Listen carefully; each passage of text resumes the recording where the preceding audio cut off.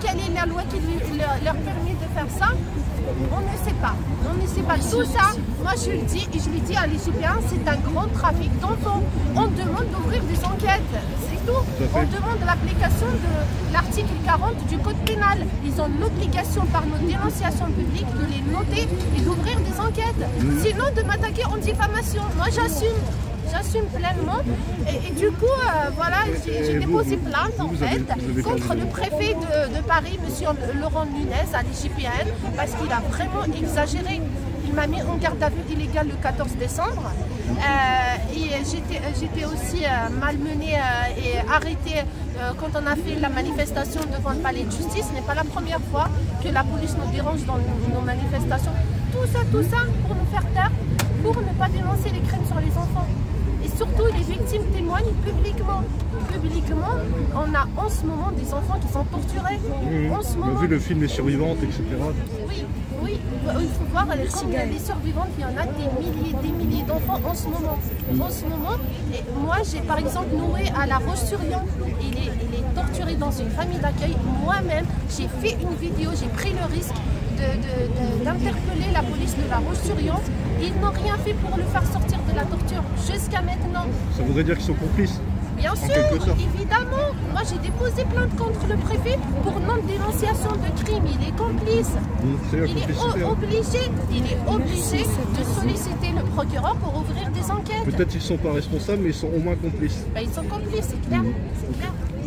Des fois, on est complices par notre silence. Moi, j'étais très bien accueillie ce matin à l'IGPN, sincèrement. Ah oui, là, tu viens. Très bien à l'écoute. Donc, j'ai déposé plainte contre le préfet. Ah ouais, là. Et dans le 12e, là. Ouais, les policiers qui m'ont interpellée alors qu'ils savaient que la manifestation n'était pas interdite, déclarée, il n'y avait aucun arrêté. Et en fait, quand j'étais en garde à vue, ils m'ont interdit d'y aller aux toilettes. Il m'a fait du chantage, le policier. Il m'a dit, vous me dites s'il vous plaît, sinon je ne vous laisse pas y aller aux toilettes. Je lui ai dit, je ne suis pas obligée de vous supplier pour y aller aux toilettes. Je vous dis que je voudrais y aller aux toilettes, vous n'avez qu'à ouvrir la porte, me laisser y aller aux toilettes. Il m'a dit non, 2 fois il est venu et quand j'ai crié, même les personnes arrêtées dans la cellule, après ils criaient, la dame demande d'y aller aux toilettes, la dame demande d'y aller aux toilettes. J'ai demandé à ses collègues aussi qui est passé devant la cellule et ils m'ont dit vous avez déjà vu avec mon collègue, genre comme lui il a refusé, eux aussi ils ont refusé. J'ai très mal au ventre jusqu'à maintenant. Et du coup, j'ai déposé plainte contre lui pour chantage, humiliation, intimidation et tout. Et quand j'ai crié, je lui ai dit, dès que je sors, je vais y aller à l'IGPN. Je lui ai dit ça. Il est venu directement m'ouvrir la porte. Là. Mais et comment, t'es sorti tard, ils t'ont gardé longtemps quand même, hein? Bah oui, ils m'ont gardé et en plus, ils n'ont pas... À 11 h du matin, t'es sorti, ouais. T'es rentré à l'après-midi, là? À 15 h jusqu'à 11 h du matin. Et en fait, grâce à mes amis, mes fidèles amis, qui sont venus, on ne la lâchera pas, on vous la laissera pas. Ils ont réussi à te retrouver. Ça dérange beaucoup hein, de se mobiliser devant les commissariats. Du coup, ils m'ont cherché jusqu'à minuit, ils ne m'ont pas trouvé. C'est illégal. Ma soeur a aussi appelé tous les commissariats de Paris. Ils ne voulaient pas donner d'informations. Je vais donner un truc, moi je m'en fous, moi je suis dans le combat aussi. Et tu devrais avoir, tu sais, une petite pastille comme pour les motos, tu sais quand on vole une moto, tu sais, un petit GPS. Ben, ils vont me l'enlever. Non, mais il y a moyen de le planquer. Comme ça, après, eux, ils ont le truc. Et ils la suivent, tu comprends? Parce que vous avez galéré. Je sais que vous avez galéré. Jusqu'à minuit. Mais elle a... Non, la prochaine fois, on va se mobiliser devant le premier commissariat, on va faire le bazar. Non, c'est ça qu'il faut. Voilà, en fait, c'est ça. On a une stratégie, on a l'habitude maintenant. Ouais. On va rester devant le commissariat de l'arrondissement. La personne. Ah oui, du département, de l'arrondissement. Voilà. En fait, on va rester jusqu'à ce qu'on aura les informations. Parce qu'il y a Nadia, elle a dit il faudrait trouver. Il n'y a pas un avocat qui est humain, un avocat qui soit gratuit, qui dit moi. Elle va nous tirer les cheveux si on.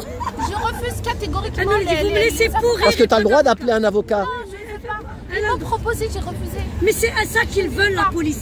Qu'elle se remet dans le système. Moi, voilà, c'est ça. Elle a décidé que non. Vous voyez, les avocats sont au courant plus que moi de ce qui se passe avec les enfants. C'est ça. Donc, pourquoi ils ont fait un collectif pour déposer plainte contre voilà, plusieurs actions internationales. Pourquoi ils ne font pas un collectif pour dénoncer les crimes sur les enfants en France?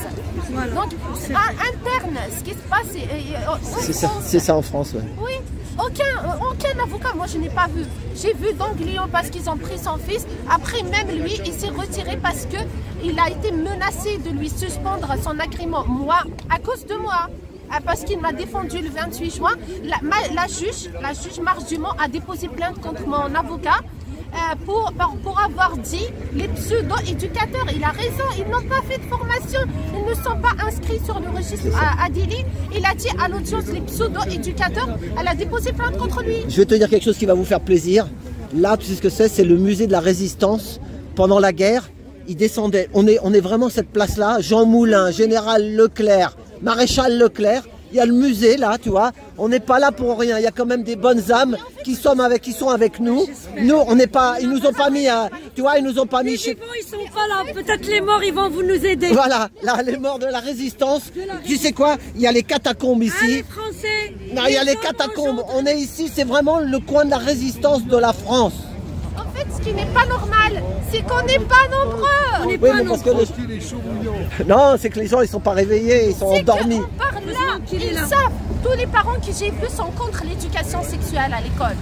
Vous voyez surtout, par exemple, les musulmans, les juifs, les chrétiens sont tous contre cette éducation. Regarde pour te faire voir encore, regarde derrière. 1, 2, 3, vive l'Algérie.